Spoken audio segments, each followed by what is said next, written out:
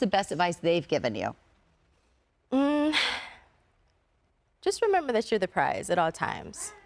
Boom. Best advice. It seems like dating is harder than ice stuck to the concrete in a Washington, D.C. winter. And that is exactly what it seems like for so many black men these days. Going into 2024, it seems like there is no hope for dating, and especially long-term relationships. And at first, it used to be guys in the lower and middle class. But nope, even guys in the elite are complaining about the same thing. Imagine you are a guy who had a lot of access, like, I don't know, a lawyer, a doctor, or even better, a movie star or entertainer. You would think that it would be extremely easy for you to date, but nope, you're wrong. The women that you can date gotta be somebody just like you. And as much as you want to go ahead on and put the clapping sounds, dot it up with the IG models in your inbox, can I get a notification sound effect? The truth is, you're running a big risk. So what you gotta do is stick with the chicks that are hot like you. And if you're somebody like Michael B. Jordan, Future, or Damson Idris, Lori Harvey is a great potential partner for you. I mean, it'll bring more brand recognition to you, keep folks talking about you, and it might make you more desirable on the market. Unfortunately, you're dealing with women who only want to serve themselves in such relationships. So those things have a time limit on it. And after that, it's all over. But where does this situation lead us? Because Lori Harvey dates guys and dates high-profile men and drop them like a bad habit, and women are very excited into seeing this sort of behavior from an extremely beautiful, rich, and lucky lady like Lori Harvey. And this sort of teaching doesn't just come from people who want to be like Lori Harvey. They come from people who are broke who want to be like Lori Harvey, like this lady. Another way that guys try to bring your insecurity out is asking you the dumb questions, like I've always discussed. Okay, what's your body count, or what are you going to offer me, or what do you bring to the table? Just like, oh, I don't bring anything to the table. I don't answer questions that are that invasive for people that I don't know, who aren't able to even pay my bills. So that's such a personal question for someone that you've just met. Wow. Do you ask all the dates or all your dates such personal questions? And if you thought that was bad, it gets worse. This next thing will even have you never wanting to go on the date again. What's your opinion of going through a man's phone? What you doing on that phone? You making it worthwhile? If you find something, are you leaving? What you gonna do? You gonna use it for leverage? Are you finna get paid? If you go through his phone and you don't have a plan to get paid by whatever you find, then don't go through it. Sprinkle, sprinkle. If you going through it, cash out yourself. If you going through it, find some evidence, screenshot, send to your own phone. If you're going through it, do what you gotta do to get paid in the future or the now. So what am I really getting at here? I'm getting at the fact that women are looking at relationships that solely serve them and their purpose. They are the prize, and they are the only ones that are important. Now, I know most men will say it's always been the case with women, but it's even amplified in today's market. People like Lori Harvey, they are the model for ladies who want to get in, get out, get the bag, and only deal with men that want to serve them in relationships. And that's what happened with Lori Harvey and Damson Idris.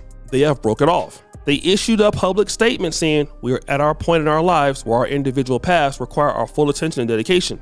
We part ways remaining friends with nothing but love and respect for each other and the time we shared together." Which is interesting because you've always been busy, you've always been rich, and Lori Harvey will just get with somebody in the next 2 weeks. And women will be cheering that on. But here's what you forget. Lori Harvey is A, extremely rich. B, Steve Harvey is her father. C, extremely beautiful. D, all of the above. So because of all of those factors, Lori Harvey can do that more than anybody as a black female in the world. But 99.9% of women will not have that access, because the reality is most men are not even interested in having long-term relationships with women at all. And this particular clip proves it. But the issue is when you have a group of men, the lower half of attractiveness of men in online dating, which has doubled, now it's about half of relationships, and the top 20% of men in terms of attractiveness get about 60% of the interest. You end up with a group of men that are more prone to conspiracy theory, more prone to misogynistic content, more prone to not believe in climate change. So this is the American story. If it's written with a pen whose ink is failing young men, does not end well. This is an existential crisis, failing young men. You see, women that are wanting to be like Lori Harvey, dating every rich guy that they see and dumping them, reminds me of like the guys who go to the basketball court and try to play like Steph Curry when they can't shoot. And it's always hilarious because these guys airball all the shots from half court. But they forgot one thing: you're not Steph Curry. And 99.99% of women are not Lori Harvey. Reality is most of these ladies want to live their life through Lori Harvey's existence. And that's fine. You'll be able to do that for about another 5 or 10 years if she's lucky. And then after that, Lori Harvey will join you and possibly not getting the kind of guys that she wants.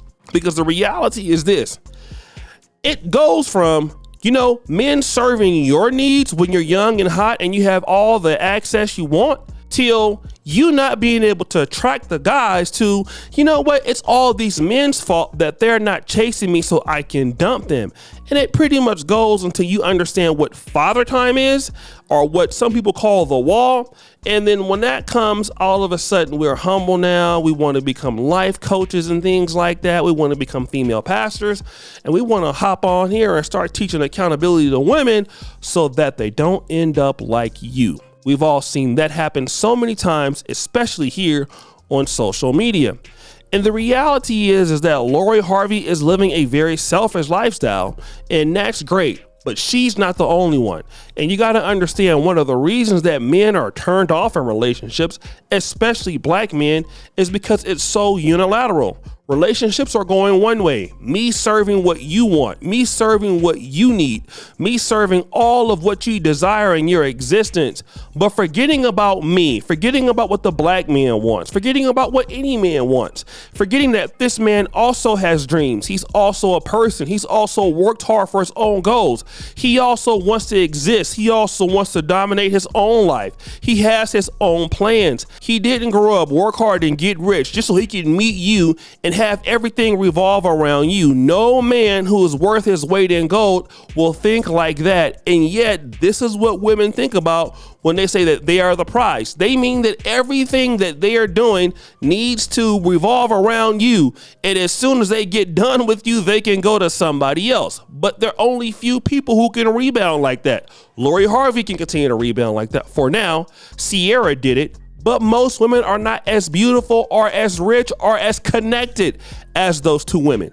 But yet you want everybody to revolve around you and everybody to be attracted to you, when you forget rich men and guys who are successful have all the opportunities on planet Earth. Let's look at Tia Mowry. Tia Mowry is attractive, and she graduated from marriage, and she's having so much time in the dating market at 44. Now, Lori Harvey is still relatively young, so she's nowhere near 44, but I would expect that by the time she becomes 44, she will be going through the same issues that a lot of people are going through because she's 26. But let's come back in 18 years and let's see if we're still talking about Lori Harvey. No, they didn't split to focus on their own lives. They split because she felt that he wasn't serving her needs anymore and that he could be replaced. And right now he can be replaced, but can she replace him in 10 years? Can she replace him in 15 years? Or will she be the one getting replaced? And see, that's what happens. What's good for the goose is good for the gander. And most people don't want to realize that, but stop the show. Make sure you subscribe, hit the bell. It's your boy, Shay Duke Jackson. Back at it again with another episode of The Celebrity Junk. I really appreciate you for all that you do. Subscribe, hit the bell. We're out.